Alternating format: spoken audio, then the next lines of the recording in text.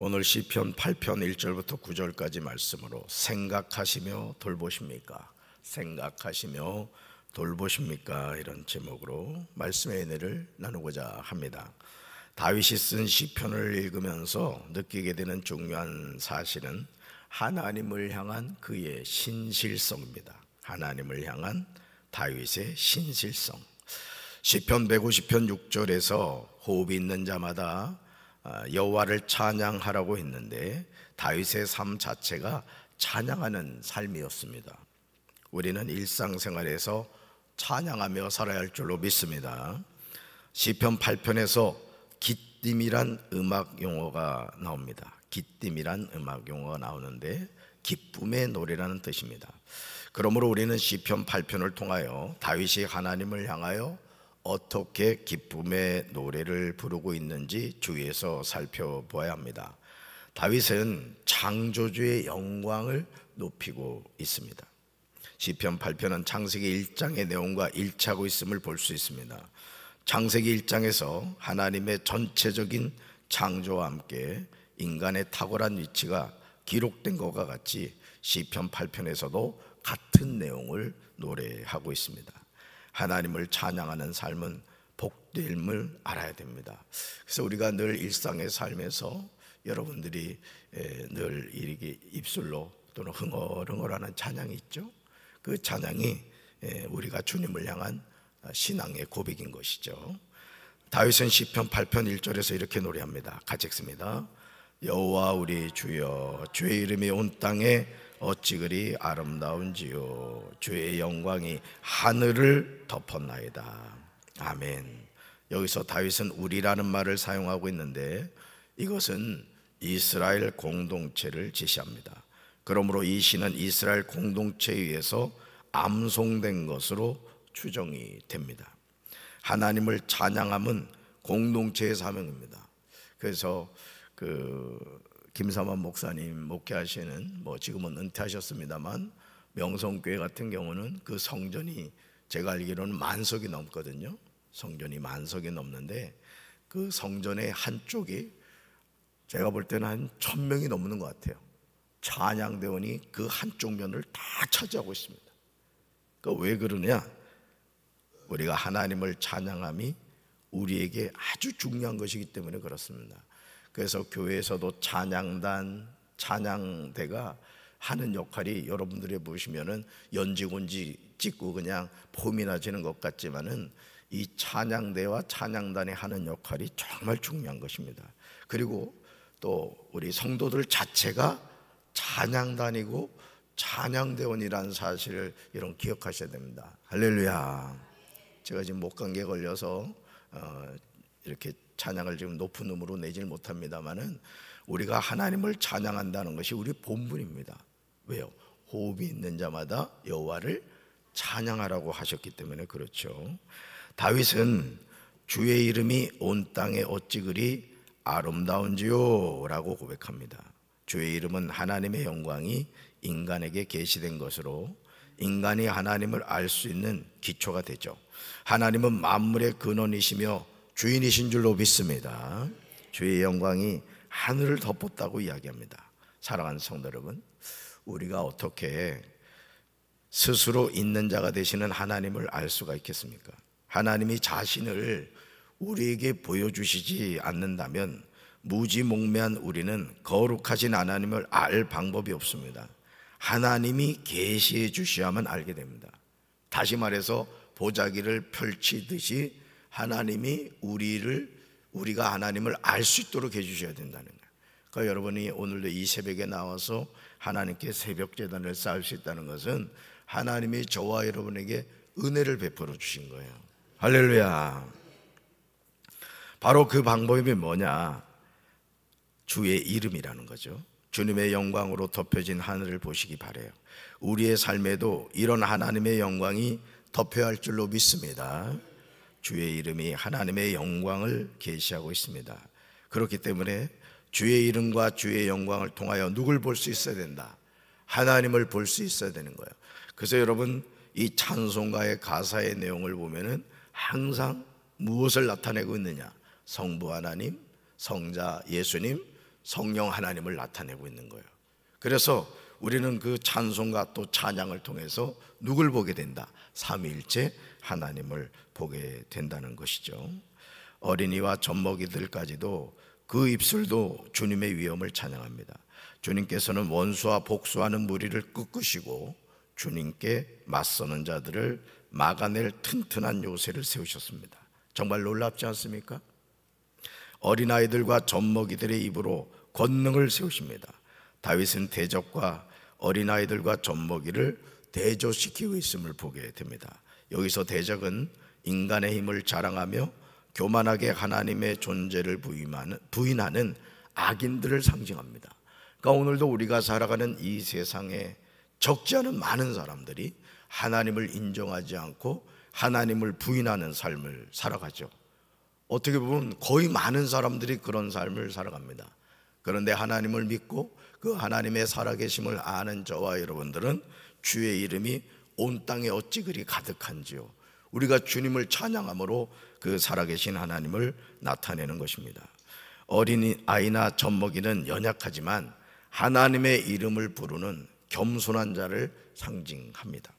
이처럼 하나님은 이 세상의 어리석은 자를 통하여 하나님의 권능을 행하게 하심으로 창조주의 이름을 부인하고 교만으로 잘난 체 하는 자들을 부끄럽게 하십니다. 예수님은 성전에 들어가서 깨끗하게 하신 후에 마태복음 21장 16절에서 시편 8편 2절에 나오는 내용을 메시아의 예루살렘 입성을 환영하는 어린아이들의 찬송에 적용하셨음을 보게 됩니다. 하나님의 말씀은 퍼즐 맞추듯이 다 연결이 되어 있어요. 그래서 여러분, 우리가 어느 성경의 장과 절을 우리가 본다 할지라도 그 장과 절을 통해서 하나님의 말씀은 다 연결되어 있는 거죠. 마치 우리 몸이 핏줄을 통해서 다 연결되어 있는 것과 마찬가지로 하나님의 말씀도 마찬가지예요. 예를 들어 창세기는 이렇게 말하고 또 요나서는 이렇게 말하고 요한계시록은 이렇게 말하는 게 아니라는 거죠. 다 연결되어 있다라는 것이죠. 그러므로 우리는 성경 66권을 종합적으로 볼 수 있는 안목이 있어야 됩니다. 성경에 뜻없이 기록된 말씀은 없습니다. 사랑하는 성도 여러분, 하나님은 지금도 살아계신 줄로 믿습니다. 그런데 우리는 살아계신 하나님을 너무 멀리 계신 분으로 여길 때가 많습니다. 그러나 다윗은 그렇지 않았습니다. 다윗은 하나님을 찬양하면서 자신의 삶에 가장 가까이 함께 하시는 분으로 봤어요. 그러니까 다윗이 시편을 많이 이렇게 지을 수 있었던 것은 내가 시편을 지어야지 이랬던 게 아니에요. 평소에 늘 수금을 타면서 하나님을 찬양하고 그것을 기록한 것이 바로 이 시편이 되었던 거예요. 오늘도 저와 여러분의 삶도 마찬가지입니다. 우리가 늘 주님을 찬양하며 살아갈 때 우리의 삶에 찬송이 가득 차게 될 줄로 믿습니다. 할렐루야. 다윗은 하나님을 찬양하면서 자신의 삶에 가장 가까이 자신과 동행하는 하나님을 만났던 거죠. 시편 8편 3절에서 다윗은 이렇게 노래합니다. 같이 읽습니다. 주의 손가락으로 만드신 주의 하늘과 주께서 베풀어 두신 달과 별들을 내가 보니. 아멘. 여러분, 이 표현이 너무 멋있지 않아요? 주의 손가락으로 만드신 주의 하늘과 주께서 베풀어 주신 달과 별들을 내가 본다. 다윗은 오랫동안 목자로 살면서 밤의 하늘을 자세히 관찰할 수 있었습니다. 그렇기 때문에 하나님의 창조를 감동적으로 노래할 수 있었습니다. 다윗은 주의 손가락으로 천지를 만드셨다고 노래하고 있습니다. 이것은 하나님의 광대하심을 은연중에 나타내고 있는 거예요. 여러분 아시죠? 하늘의 별과 달은 항상 떠 있습니다. 아시죠? 강원도 산골에만 별이 떠 있는 게 아니라고요. 그런데 오늘 이 불빛의 공해 때문에 사실은 하늘에 떠 있는 별이 보이질 않는 거예요. 오늘도 우리 자신의 삶에 마찬가지입니다. 우리가 주님을 향한 영이 죽어버리면 하나님이 살아계심에도 불구하고 그 하나님을 공해 위에서, 세속의 공해 위에서 그 하나님을 바라보지 못하게 되는 것이죠. 사랑하는 성도 여러분, 우리는 살아계신 하나님을 늘 보면서 그 하나님의 음성을 들으면서 믿음 안에 살아야 될 줄로 믿습니다. 하나님은 광활한 우주를 간단하게 창조할 수 있다는 사실을 다윗은 은유적으로 표현하고 있습니다. 여러분, 하나님이 천지를 어떻게 창조하셨죠? 말씀으로 창조하셨죠. 그렇기 때문에 오늘도 말씀은 창조력이 있고, 우리가 그 하나님의 말씀을 믿을 때 우리 삶에도 하나님의 역사가 나타나게 되는 줄로 믿습니다. 주의 하늘입니다. 주께서 베풀어 두신 달과 별들이에요. 그것을 내가 뭐하고 있다? 보고 있다는 것이죠. 주의 손가락으로 하나님이 아름답게 만드신 것들인데 내가 그것을 보고 있습니다. 다윗은 이런 하나님의 은혜에 대해서 시편 8편 4절에서 감격하여 노래하고 있습니다. 말씀 같이 읽습니다. 사람이 무엇이기에 주께서 그를 생각하시며 인자가 무엇이기에 주께서 그를 돌보시나이까. 아멘. 하나님이 창조하신 광활한 천체에 비하면 인간은 참으로 보잘것없는 존재에 불과합니다. 그럼에도 그러한 인간이 하나님의 관심 대상이 된다는 사실에 다윗은 놀라면서 인간에 대한 살아계신 하나님의 인자하심을 높이 찬양하고 있음을 보게 됩니다. 사람이 무엇이고 인자가 무엇입니까? 그럼에도 하나님은 인생을 염려해 주시고 기억해 주신다는 거죠. 다윗은 이것을 주께서 그를 생각하시며 주께서 그를 돌보신다고 고백하는 거예요. 그러니까 오늘도 하나님이 우리를 생각해 주시고 우리를 돌봐주시는 줄로 믿습니다. 사람은 심히 연약한 존재이지만 하나님은 인생을 만물 중에 으뜸으로 창조해 주셨습니다. 주께서 그를 돌보신다는 것은 하나님이 인자를 주의 깊게 돌본다는 뜻입니다. 주님은 사람을 천사보다 조금 못하게 지으시고 그 머리에 영광과 존엄의 왕관을 씌우셨습니다. 주님이 만드신 모든 것을 사람이 다스리게 하시고 모든 것을 사람에게 맡기셨습니다. 인간은 어떤 경우에도 하나님과 비교될 수 있는 존재가 아니죠. 그럼에도 사이비 이단 교주들은 자신이 하나님이다, 또 보혜사다, 또 예수다, 이런 말도 되지 않는 거짓말을 하는 거예요. 그런데 안타깝게도 교회를 다닌다고는 많은 사람들이 그 사이비 이단에 빠져가지고 자신의 영혼을 지옥의 불구덩이에 던지는 이들을 많이 보게 됩니다. 특별히 우리 교회 학교에서는 아이들을 그런 관점에서 잘 살펴줘야 돼요. 정말. 우리 어린이교회 유치부교회 같은 경우에 부모 따라가겠습니다만 벌써 어린이교회만 해도요, 제가 그 인천에서 이렇게 목회를 할 때 그 율목교회라는 교회가 있었습니다.